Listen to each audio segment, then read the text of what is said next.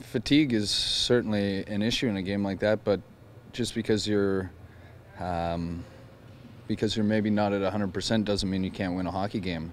So for us, it comes into our defensive zone coverage. We had some blown assignments that led to goals, and at the end of the night, we end up with 3 goals on the road, which should be enough to keep you in that hockey game. But when you don't have maybe 100% energy level, it's pretty tough to climb out of a 4-0 hole. So if you take one thing from that, it's not to let it snowball and turn into a 4-0 deficit. Maybe you keep it 1-2-0. You're in a situation where you can come back and win the hockey game. But obviously, going down 4-0 on the road against, I think, the best hockey team in the league right now probably is not giving yourself a chance to win.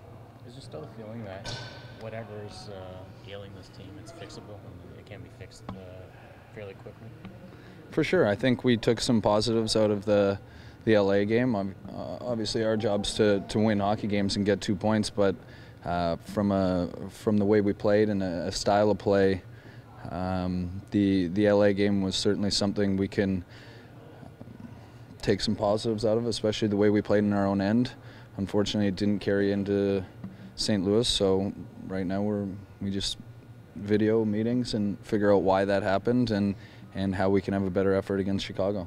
What's the most demanding thing physically about back-to-backs? Is it fatigue? Is it legs? Is it...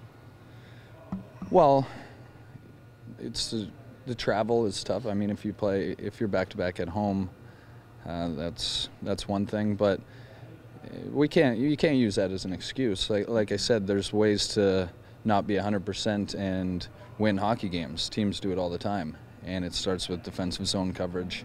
And we didn't do a good enough job of that. So you can't use it as an excuse. Everyone goes through it. Teams have come in here and played great games on the back end of a back-to-back, and we've done it other times this year. So it's not an excuse. You just have to, you can't make mental mistakes that put yourself in a big hole. The fact that you guys are still in a playoff spot, I think 3 points up on the Sens, despite a tough stretch of late, is that something that's being brought up in the room as sort of a way of trying to remain positive? Not really right now. I mean, we're a long way from the playoffs, and honestly, if we want to do anything in the playoffs, we're going to have to play a lot better. So right now we're probably focusing less on that 7th, 8th spot and more on just the way we're playing the game.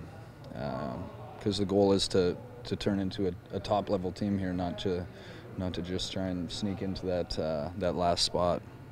When you're talking about the meetings and the video sessions that you guys are having, are they about kind of assignments and just making sure you guys should be where you are, or is there more to it than that? Yeah, that was the gist of it, probably. We went through some positive things we did against LA and some things we did poorly against St. Louis.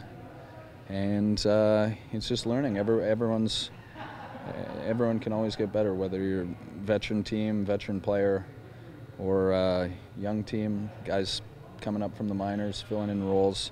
Everyone can always learn, and that's why we're in here today.